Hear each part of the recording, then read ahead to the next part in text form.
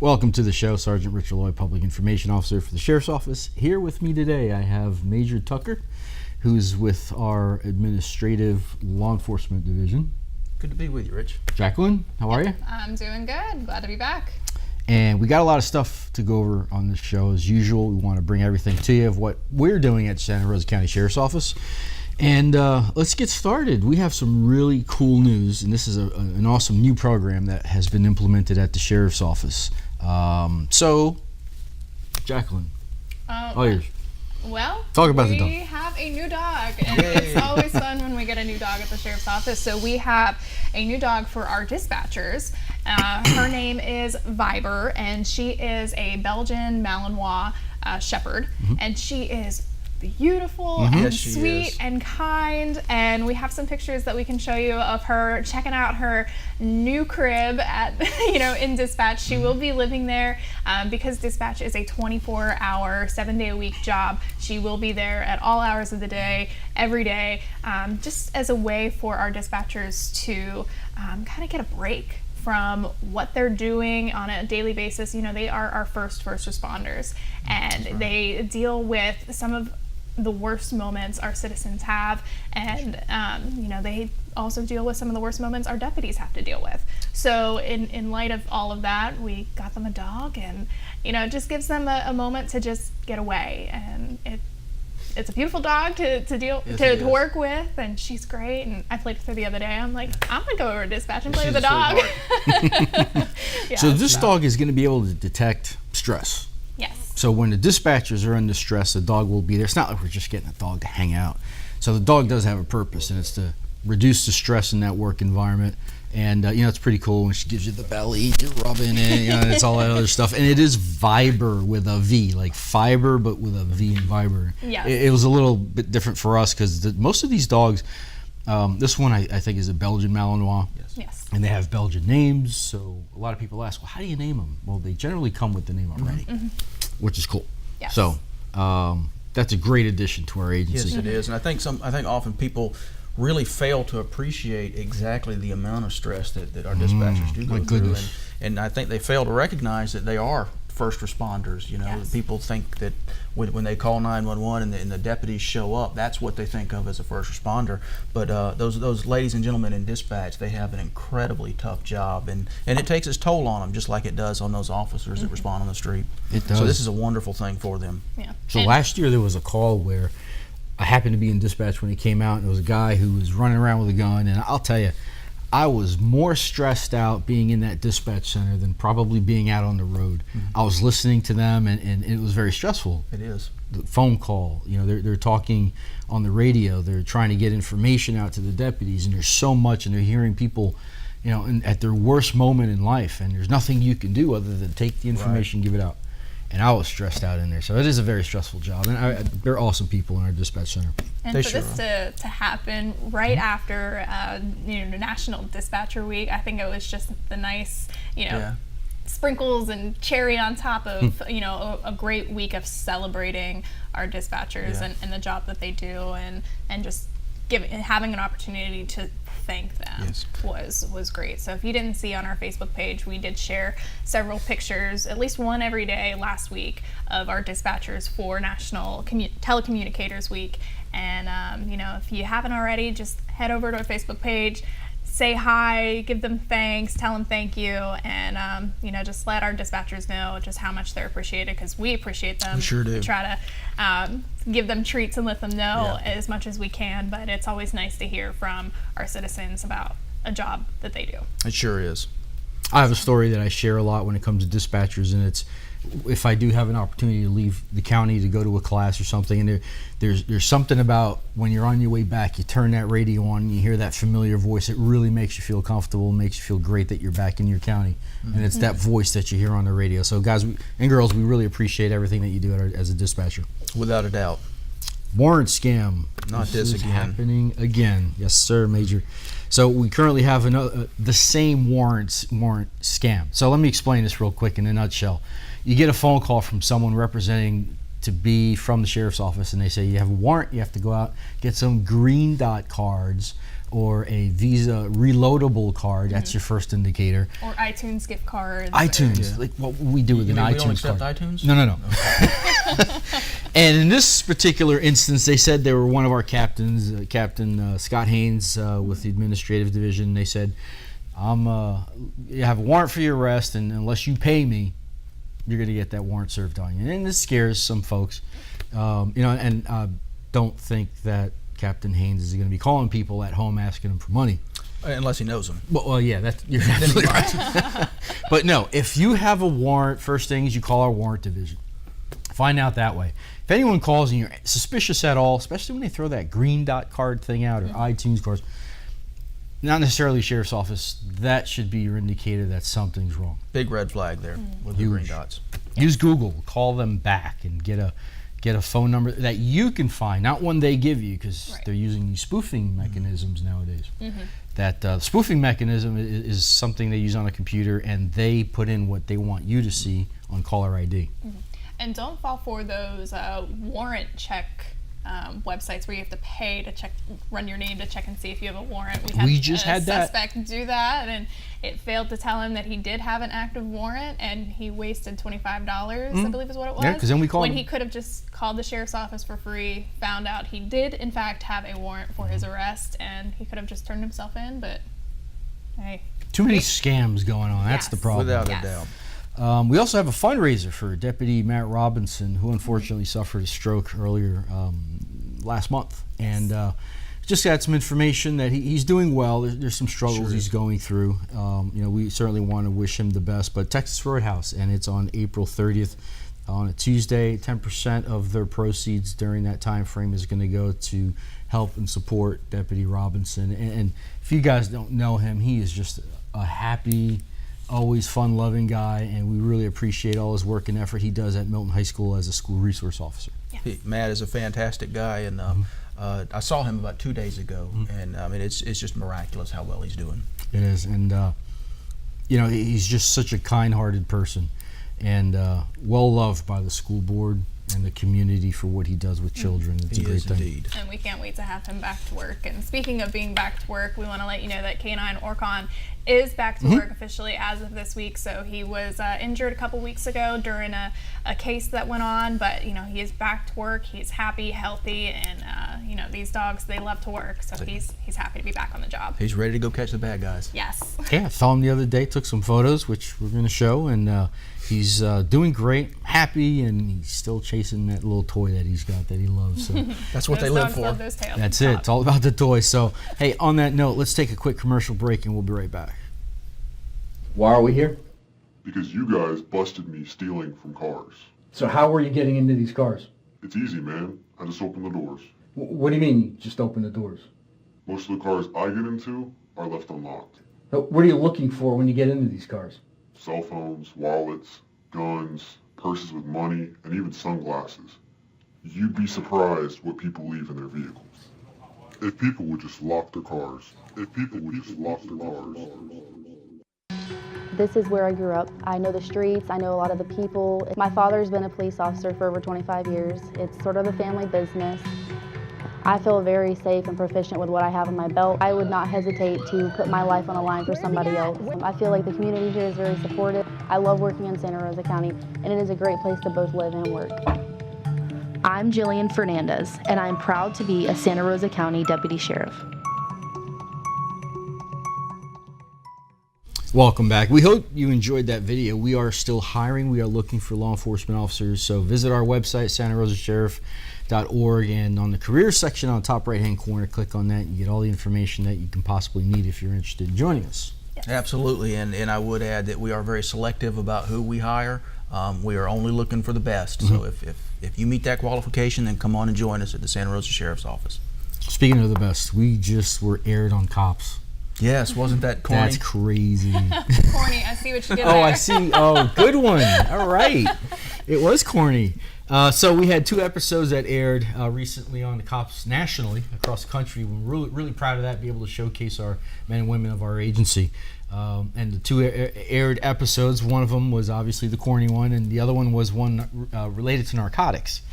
And Major, tell us the importance of being on national television for us. Well, I think it's important for everybody involved on a few different levels. For the department, it's really a morale booster when we get a chance to participate and kind of be in the national spotlight like that for positive things. We see across the nation from time to time when officers are in the national spotlight, and generally it's a negative event. So it's really something special when we can go out there and kind of showcase the hardworking men and women of the Santa Rosa Sheriff's Office. And in that same vein, it's good for the community as well. We've gotten a lot of positive feedback from community members about the appearance on the Cops television show, and I think that's very important. But not everybody gets a chance to go out and ride and see what we do. Some people, for whatever reason, they can't come out and participate. So I think for accountability, for transparency, and just general knowledge of the community, I think it's a fantastic thing for us to be in the national spotlight from time to time like that. That's a great point about the transparency. And I do know that Sheriff Johnson speaks to that quite frequently, because it's important to have a transparent agency. What we do, how we do it, and show you, and that's why we even have the Citizens Law Enforcement Academy, which is a huge part of our agency, and that's to show you what we do and how we do it. Well, nothing to hide. Yeah. And we actually encourage folks to come do a ride along with us. You may not get that same deputy, but maybe, Major, you want to take somebody out? I'd love to. I haven't done that in a long time. I'd love to do that. As an awesome thing. And another thing, kind of off topic, is command staff even goes out and works the road. We do. And in any organization, the higher you go, the farther away you get from what it was you hired on to do. But speaking for myself and others in command staff, I can tell you that the variety of the things that we did when we were street deputies, we really miss that. We love what we do now, but we really miss working those calls and going out. So it's really a treat when we get to go out on the street and do that kind of stuff. And it's funny whenever you see Unit 1, Unit 4, Unit 5 on these calls, taking these calls, and you hear your voice on the radio. It's like, oh, they were itching to get out to do something, and it's not always an opportunity that you get to do, but when you do it, you guys are rock stars at it. Well, we sure enjoy it, and we're very fortunate that we get an opportunity to do that from time to time. And you were just involved in a chase. I was. With the sheriff. A few weeks ago. How'd that feel? It brought back some old feelings. That was the first time I'd been in a car chase in years. It's good from a command level perspective to remember what these fluid situations are like when the adrenaline is pumping, and certainly it was. We're on the interstate doing 120 miles an hour, chasing somebody who just tried to kill a deputy. Right. And with the adrenaline spikes and the heartbeat racing and all the things that you've got to think about, it's really important that as a command staff we don't lose touch with that we remember what these guys and girls have to do on a daily basis. That was a very unique experience for me. I hadn't done that in years, but these deputies on the street, they're doing that very routinely, and so it felt good to kind of get back and remember the way we used to do it. Did you catch him? We did. We sure awesome. did. and let's talk about the total opposite end of the spectrum. What happened just last week at the Kids House Kids Fest in Navarre. Definitely, I'm sure he didn't sign up for this, but Sheriff Johnson actually got into a dunk tank and had balls thrown out, and he ended up getting dunked a bunch of times, along with former Sheriff Wendell Hall, which was pretty neat. Yes, we have a couple pictures of that on our Facebook page, so if you head over to Santa Rosa Sheriff on Facebook, you can see those pictures, give them a like, leave a comment about that, or you can head over to Santa Rosa Kids House and make a donation to help them out, because it was raising funds for them, and they're a great organization that helps a lot of kids in our region. We hate that we need them, but love that we have them. Absolutely. That's a fact. When I was in investigations, I worked with the Santa Rosa Kids House quite a bit, and that's a phenomenal group of folks. You can't say enough about how important they are to our county. You're right. And those dunk tanks can be dangerous. I did one a couple years ago, and it's not fun. The water goes in your nose. I mean, it's not fun. Constant in, out, in, out. I understand it was cold. It was cold. It was cold, and that is not fun. You would appreciate it if it was middle of July, though. Yeah, but the one I did, I think, was like in December, and it was horrendous. But hey, you got to do it, right? Speaking of the summertime, beach safety, this is our time of year where we start seeing increase folks swimming in the Gulf of Mexico. And we really want to share with you a very important tip when you're swimming in the Gulf, and that is to look for what we call rip currents. And we're going to show you two pictures. The first picture is going to be from our area, and this is what a rip current looks like at low tide that you generally cannot see. The second picture is going to be of what the rip current looks like during high tide, where it is most dangerous. As you can see, it's highlighted there in red.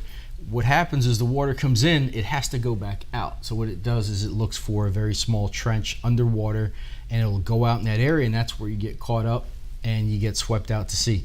And we look for those anytime that the lifeguards are trained to look for them, and then that's when they give folks a little bit of a safety briefing and say, hey, just be very careful. But if you see one of those outcrops of water flowing backwards, be very careful. That's generally where we have to respond to many times a year, unfortunately, to drowning, and a lot of people lose their lives.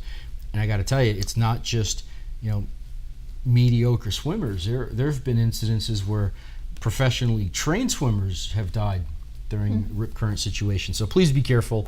We want to respond to 0 calls this year to that. If you do find yourself swept up in a rip current, don't swim against it. That will just make it even more difficult, and you'll get exhausted from doing so, which is how people tend to drown in those situations. You want to actually swim to the left or right to get out of the rip current before trying to get yourself back onto the beach. So that is the best way to deal with that if you do happen to find yourself in one. And don't panic.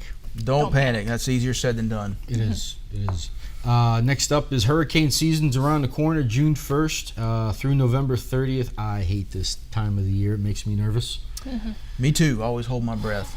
You get that gut-wrenching feeling, but we've been lucky. I'm not going to say anything else. I'm not going to give any ideas. It brings bad mojo to our area, but just be careful, be prepared. Emergency Management in Santa Rosa County does a great job in preparing us. Visit their Facebook page and their website. Tons of information, but want to throw that out there real quick. Florida Criminal Justice Executive Institute just had 2 graduates. We sure did. Sergeant Toole, Sergeant Monica Toole, and Sergeant Jimmy Vaughn just graduated from the Florida Leadership Academy. And I can tell you from personal experience, I've worked with both of these sergeants, and they are stellar examples of leaders and supervisors in our agency. So we're incredibly proud of the example they set and the hard work that they've done. Awesome. Want to wish them the best. And let's go to a quick commercial break. Why are we here? Because you guys busted me stealing from cars. So how were you getting into these cars? It's easy, man. I just open the doors. What do you mean you just open the doors? Most of the cars I get into are left unlocked. What are you looking for when you get into these cars? Cell phones, wallets, guns, purses with money, and even sunglasses. You'd be surprised what people leave in their vehicles. If people would just lock their cars. From that first day when I started hearing stories about what law enforcement actually, entailed, I was hooked. I'm very involved with, being on the SWAT team. It's my niche, if you will. I take pride in what I do. And my wife grew up in Santa Rosa County. I have 2 children, 1 on the way. I try to be the best husband and father I can be. Hopefully at the end of the day it make me a better cop as well. I am Michael Ramirez, and I am proud to be a Santa Rosa County Deputy Sheriff. Welcome back. We're going to jump right into our favorite part of our show, which is the Wanted Fugitives. If you see or know of any of these individuals, please contact the Santa Rosa County Crime Stoppers 437 STOP. Remember, this show is pre-recorded, that some of these individuals may have gotten caught between now and then. So if you have any information, please give us a call at 437 STOP. So Jacqueline, start the hit parade. All right, first person we have is Jaquel Titan Peters. He is a black male, 23 years old, approximately 5'10" and 185 pounds. He has black hair, brown eyes, and Jaquel is wanted by the Gulf Breeze Police Department for 4 counts of aggravated assault with a deadly weapon and battery. All right, next on our list is a Miss Courtney Rose Leblanc. Courtney's a white female, 28 years of age, approximately 5 feet 1 inches tall and 110 pounds. She has brown hair and green eyes. She's wanted for possession of a controlled substance without a prescription. And that was a fentanyl methamphetamine mix, and as you both are well aware, fentanyl is incredibly dangerous, Very not dangerous. only to the folks using it, but anybody that comes in incidental contact with it. So we definitely want to get her. Yes. Next up, Charles Wilson Jr. And Charles is a black male, 27 years of age. He's about 5'11" tall, 160 pounds. He has black hair and brown eyes, and Charles is wanted for failure to appear, battery, domestic violence, failure to appear, 2 counts. Next, we have Oleg Sergeyevich Stepchenko. Oleg is a white male, 28 years old, approximately 5'11" and 160 pounds, with black hair and blue eyes. He's wanted by the Santa Rosa County Sheriff's Office on charges of health and safety, prevent or hinder firefighter or equipment, and criminal mischief of about $200. He apparently destroyed a fire alarm inside the jail and then kept the electronic wires. So Wow. Already in jail and acting up. Yes. So let's put Well, him back in jail. let's clarify that, because he probably got released and then it was found out after the fact that he did Yes. this. Okay, so we didn't let him go. All right, cool. Next. All right, next on our list of influential people, Carmen Mariah-Lea. Carmen's a white female, 24 years of age, approximately 5 feet tall, 130 pounds. She has brown hair and blue eyes, and she's wanted for battery by a person being detained in a prison facility. So, wow, she's already being punished, and she's just acting up in there as well. So we need to Wow. get her off the street as well. Next up, Rodney Lalanne Craig. And Rodney's a black male, 53 years of age, about 5'10" tall, 195 pounds, with brown hair, which may be shaven, and brown eyes. Rodney's wanted for grand theft of less than $5,000, and he is violent. Next up, we have Monica Diane Lanehart. She's a white female and is about 50 years old. She's approximately 5'8" and 190 pounds, with brown hair, which may be gray, and has brown eyes. She is wanted for felony theft, second-degree petty theft, and it's the third or subsequent offense. All right, move on to James William McDaniel. James is a white male, 47 years of age, approximately 6 feet tall and 165 pounds. He has brown hair and hazel eyes, and we really need to get with him to pick him up on an order revoking his bond for possession of marijuana over 20 grams. That is a felony. Next up, Matthew Donald Mendez. And Matthew's a white male, 35 years of age, about 6'1", 170 pounds, black hair, brown eyes. And Matthew's wanted for failure to appear on felony domestic battery by strangulation and possession of controlled substance without a prescription. He's known to be violent, so don't approach him. Call Crime Stoppers. Last, we have Tristan Owen Bronson. He's a white male and is 21 years old. He's approximately 6 foot tall and 165 pounds. Tristan has brown hair and brown eyes, and he's wanted on charges of 2 counts of grand theft of a motor vehicle and grand theft less than $5,000. So if anyone has any information in reference to these individuals, 3 ways you can do this. 437-STOP, you can call Crime Stoppers directly. You could use a P3 app and submit it through the app system, or you can go to SRCCS.com. That's Santa Rosa County Crime Stoppers, SRCCS.com. And you could be eligible for a reward of up to $3,000. And Major, what would you do with $3,000 in cash right now? I think I'd take my wife out to dinner. That's a very expensive dinner. That's a very expensive Oh, I didn't say I'd spend all of it. Oh, okay. Well, you got to get some fishing equipment. I got all kinds of stuff I can do with it.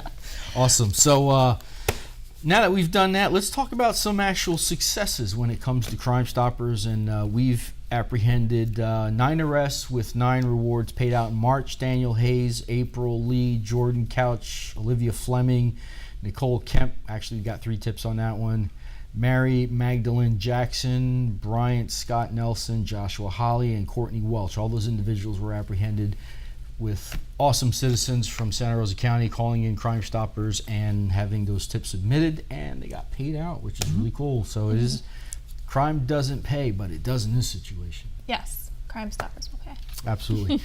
Sheriff's Office update, we have an open house coming up. This is exciting. Yes, for it us. is. This is going to be a good time. June 1st, and we have the open house. Major, talk a little bit about why we do this.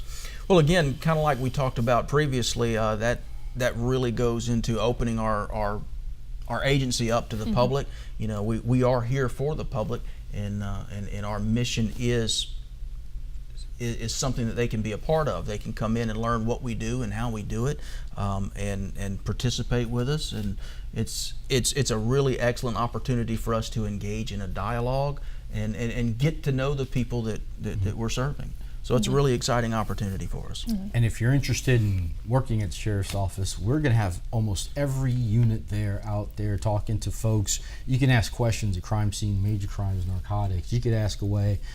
Find out what law enforcement is about, and you can actually see the interaction. You know, one of the things I would do if I'm looking for an agency is talk to the people, see how happy they are, how they feel about the agency.